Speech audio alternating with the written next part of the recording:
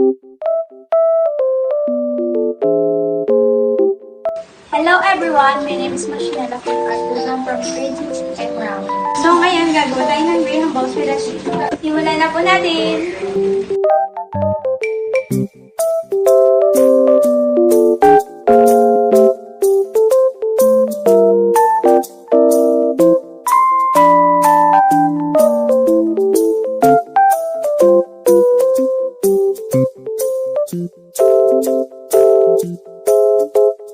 Thank you.